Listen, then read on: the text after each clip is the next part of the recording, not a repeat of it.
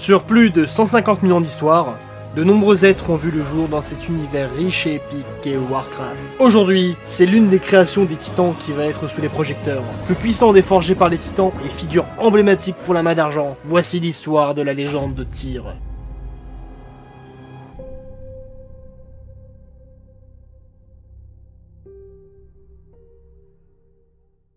Tout comme ses autres congénères, Tyr et les autres gardiens furent créés lorsque le panthéon des titans arriva en Azeroth. Ces derniers ne pouvant pas agir directement face à la corruption des dieux très anciens, au risque de détruire l'âme-monde. Ils envoyèrent donc leur création sur le champ de bataille. Tyr fut créé par Agramar, le champion du panthéon titan qui le façonna à son image. Un être à la force légendaire et au courage exceptionnel. Il deviendrait alors le plus puissant des gardiens. Les forgés par les titans envoyés en Azeroth combattirent avec férocité les N'Raki et les Akyr qui furent balayés à tour de bras. Les DTA, prenant très au sérieux la menace que les gardiens représentaient, ordonnèrent à leurs fidèles lieutenants, les 4 seigneurs élémentaires, de prendre part au combat. Chaque gardien en duo combattit un seigneur élémentaire. Pour ce qui était de Tyr, il fit alliance avec Odin et se mesura au terrible Ragnaros, le seigneur des flammes.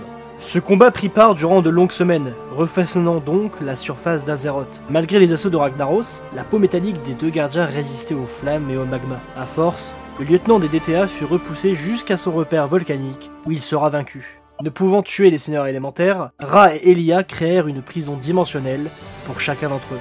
Ragnaros et ses serviteurs seront donc enfermés dans un territoire incandescent, les Terres de Feu.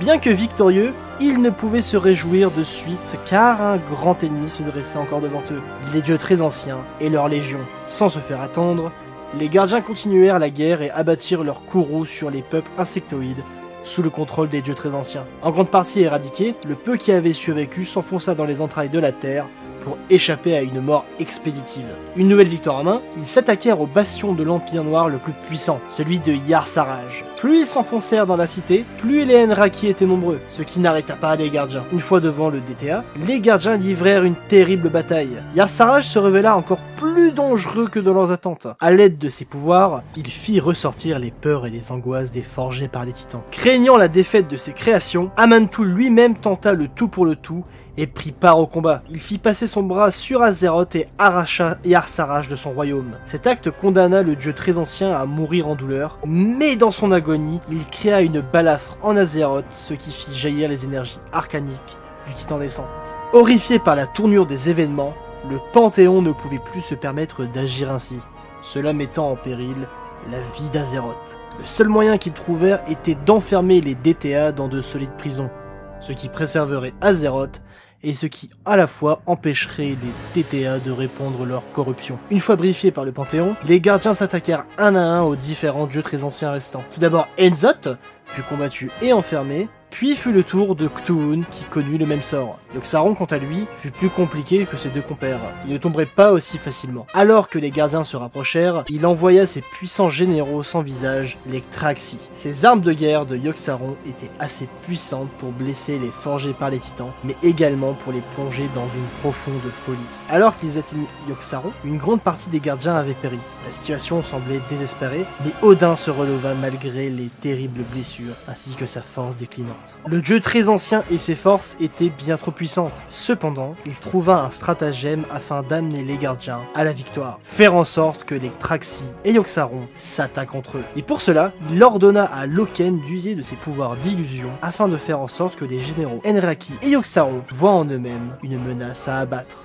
Alors qu'ils se retournaient les uns contre les autres, Odin profita de cette brèche pour les pourfendre. Suivi des autres gardiens, les Traxi furent vaincus et Yogg-Saron enfermé dans une prison. Des années plus tard, après l'ordonnancement d'Azeroth, Tyr ira sauver le monde en combattant Galakron aux côtés des futurs aspects. Il sera celui qui unira ces 5 proto-dragons dans la quête de vaincre le Léviathan. Il fera en sorte que les dragons aient une certaine cohésion. Tyr demandera l'aide du dragon bleu Malygos, plus tard sauvera Malygos de la faim insatiable qui l'avait infecté et prendra même part à la bataille contre le père des dragons. C'est dans cette même bataille où il perdra sa main face au monstre et sera sauvé par les proto-dragons qui le mettront à l'abri.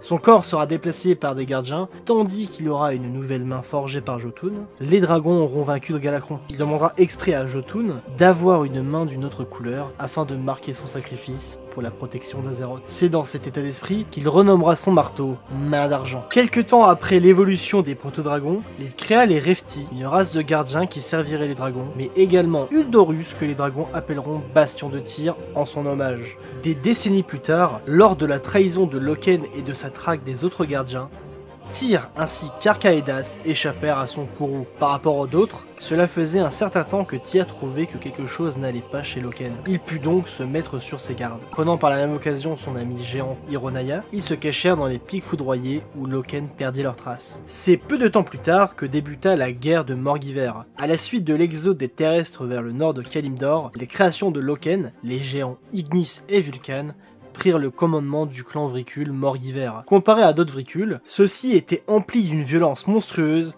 et d'une soif de sang anormale. Améliorés par les géants et étant fournis avec des arbres capables de trancher l'acier, ils s'attaquèrent aux terrestres. Avant de lancer l'assaut, ils furent frappés des premiers symptômes de la malédiction de la chair qui rendit leur corps plus faible. Ce qui ne les arrêta pas pour autant et commencèrent à massacrer les terrestres dans leurs tunnels.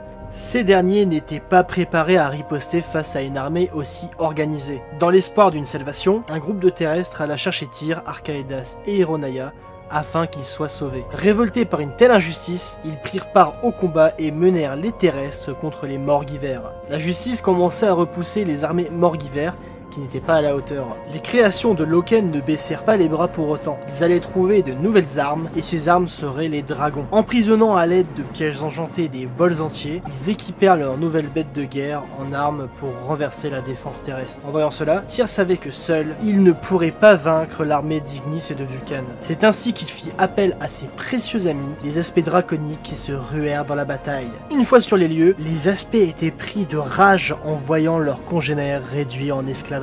Ensemble, ils déchaînèrent leur puissance sur les armées Morgiver. Alexstrasza dressa des murs de flammes gigantesques empêchant le mouvement de leurs ennemis. Maligos draina les énergies arcaniques des golems les rendant inactifs, tandis qu'il brisa les pièges enchantés qui piégeaient les dragons et leur rendit leur liberté. Neltarion fit surgir des montagnes du sol, piégeant les Vricul et leurs maîtres. Pour finir, Nosdormu et Ysera les enveloppèrent dans une brume épaisse, plongeant les Morgiver dans une sorte de stase, mais qui n'avait rien à voir avec le rêve d'Émeraude.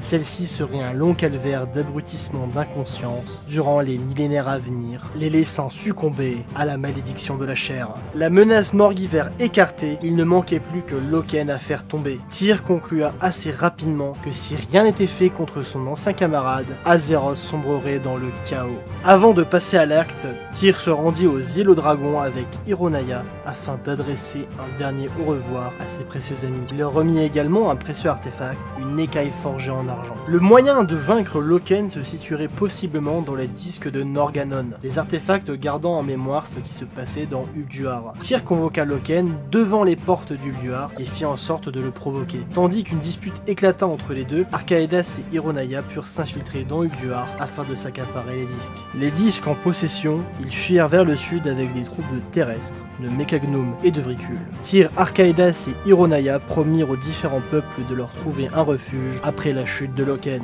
De son côté, lorsque Loken apprit que les disques furent volés, il entra dans une profonde détresse. Avec les enregistrements, si les disques étaient remis à Alganon, sa vie serait en jeu. Dans son désespoir, il se tourna vers les seules forces capables d'arrêter Tyr et sa troupe, les généraux Traxi, Zakaj et Kitix. Loken les déterra et leur ordonna d'aller tuer Tyr et ceux qui le suivaient. Décelant la corruption de Yogg-Saron dans l'être de Loken, ils acceptèrent de lui obéir. Les généraux Traxi rattrapèrent très rapidement Tyr et ses suivants. Craignant pour la vie de ses peuples, il ordonna à Archaedas et Ironaya de mettre tout le monde à l'abri. Il ferait tout ce qui est en son pouvoir pour retenir les sans-visages aussi longtemps que possible. Alors que ses camarades guidèrent les autres peuples vers le sud, Tyr se retourna face à ses deux adversaires, emplis de la volonté de protéger autrui. Bien qu'il ne restait que les vestiges du pouvoir d'Agramar, son noble esprit n'avait à aucun moment fléchi. Il irait jusqu'au bout afin de protéger la vie d'innocents. Un terrible combat débuta entre la création d'Agramar et les généraux Enraki.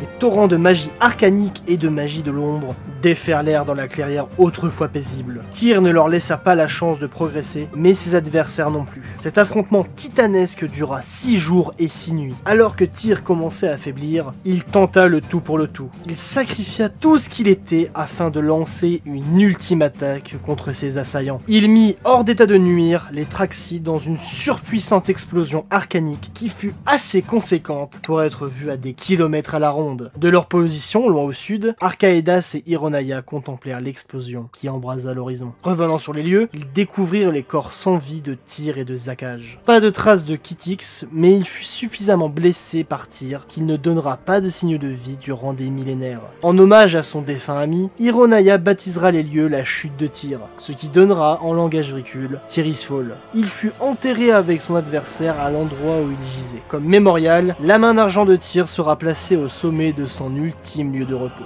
Se sentant énormément reconnaissants envers leur héros, les Vricules s'installèrent sur les lieux du combat et prirent comme vocation de veiller sur sa tombe jusqu'à leur mort. On apprendra des décennies plus tard qu'il avait créé un disque avec des instructions pour les aspects qu'il avait remis à Archaedas et Ironaya, leur faisant confiance afin de donner cet ultime cadeau à ses amis les dragons. Cet être a tout le long de sa vie tout mis en œuvre pour porter de l'aide aux autres peuples. Incarnation de la vaillance et de la force, il aura suivi ses principes jusqu'à sacrifier sa propre vie. Bien qu'ayant disparu de ce monde, son héritage perdure et ne cessera de guider les peuples, ainsi qu'être une grande source d'inspiration. Cette légende a forgé l'univers dense et incroyable qu'est Warcraft, comme des centaines d'autres qui n'attendent plus qu'une chose, que l'on compte leur histoire.